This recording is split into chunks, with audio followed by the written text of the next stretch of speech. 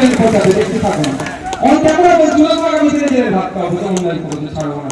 তো আপনাদের বলি, আমরা দেখবো আমাদের নামে কে মিথ্যা কেস দিয়েছে। যদি বড় লোক হয় মানহানি মামলা করবো। আমার ভাই ঘটনায় আমাদের শামসুলের নামে মিথ্যা কেস দিয়েছে, জামিন হলো 2 বছর 3 বছর পরে ডিসমিস হয়ে যাবে কেস।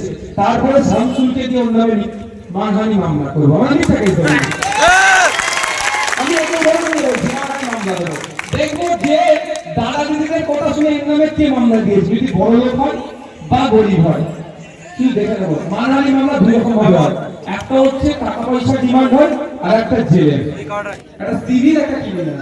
তো আমরা ওটা দেখবো, যদি বড় লোক শামসুলের নামে মিথ্যা মামলা নেয় ওই দাদা দিদিদের কথা শুনে ওদের জেল খাটে, সেই মানহানি মামলাটা দেবো। আর যদি গরিব মানুষ দাদা দিদির কথা শুনে চর্বি জমে আমার ছেলের নামে মিথ্যা কেস দেয়, ওর নামে টাকার মামলাটা দেবো।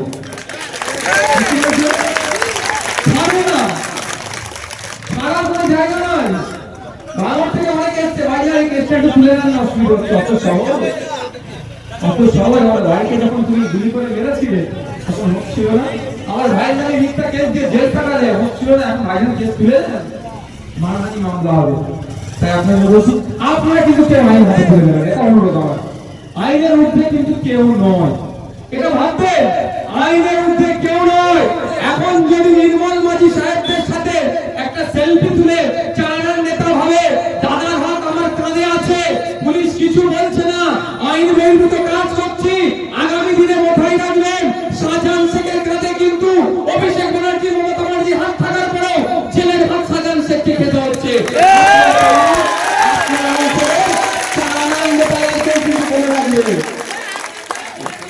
মমতা ব্যানার্জির মাথায় কার হাত ছিল? এই সরি, অনুব্রত মণ্ডলের মাথাতে হাতটা কার ছিল? মমতা ব্যানার্জির হাত। সে কোথায় এখন? কোন বাবাও বসাতে পারেনি তাকে জেলের হাত থেকে হচ্ছে। পার্থবাবুর সাথে একাধিক নেতাদের হাত ছিল, মমতা ব্যানার্জি, অভিষেক ব্যানার্জির হাত ছিল।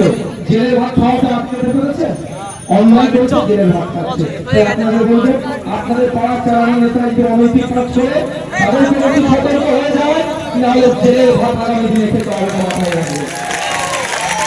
আমরা চাই সৌজন্যতার রাজনীতি, আমরা চাই মারামারি হানাহানিবিহীন রাজনীতি, আমরা চাই রক্তপাতহীন রাজনীতি, আমরা চাই মমতা ব্যানার্জি শুভেন্দু অধিকারীকে ডেকে যেমন বিধানসভার মধ্যে চাপ খাইয়েছে, এখানকার কাজরা এই মোড়ে তৃণমূল, বিজেপি, আইএসএফ, কংগ্রেস দেখার দরকার নাই।